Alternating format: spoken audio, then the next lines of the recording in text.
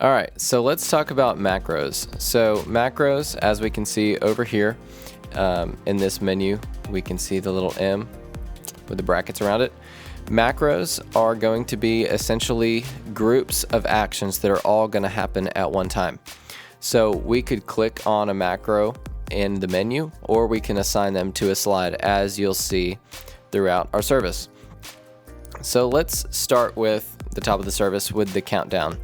If we had a countdown right here, essentially that macro is going to have all of these actions right here. It's going to have the audience look for countdown, and then it's going to change the stage display to be an LED mirror so that the stage display will also see what's going on for that countdown.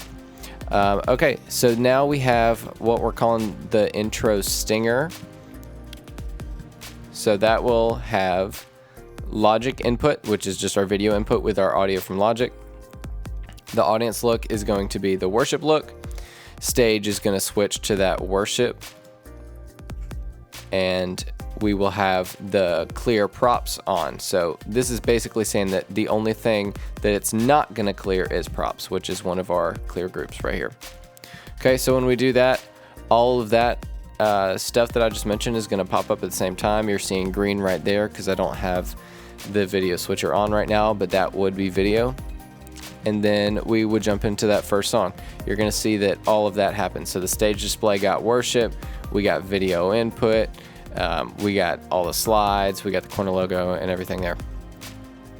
So the next thing that we'll need to look at is during the announcements, we're going to see this video macro right here. So let's see what that one does. That changes the audience look to sermon videos, which is just the name of it. That's really just for all videos where videos are going to go to the live stream. And then the stage display is going to change to LED mirror with countdown, so that if you're on stage, you'll be able to see the countdown of how long that video is. So let's see what that does. Right, so we see LED wall, live stream, and stage display get that video. Projectors are going to get nothing, and then stage display will also have that countdown there. All right, coming right out of that video, we go back into the worship macro. That gives us back our video input, gives us media on the LED wall, changes the stage display back.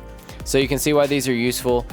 Instead of having to assign multiple actions to each slide, we can just assign all those actions to a macro and drop that macro on.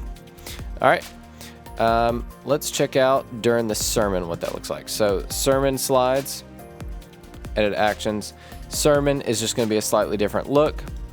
Stage is going to be the LED mirror so that the pastor can see what his slides look like. And then obviously same video input so that we can keep all those cameras rolling. So as we kind of scroll through, you'll see, oh, sorry, let me click that. Yep, so that changed that stage display to that LED mirror, right? And then we keep the video input on live stream and projectors. All right, if there's a video during the sermon, obviously we're going to have that video macro on, and it'll change everything just as we expected. And then when we go back into the music, obviously we need that worship macro again. All right, so the last one that we're using is closing announcements. So when we go to the logo at the end, we'll go to closing announcements, so that when we fire that and bring up the closing announcements, the projectors and the stage display will get those announcements, so that as people are walking out, they're seeing that stage display so they can see all those announcements as they're walking out.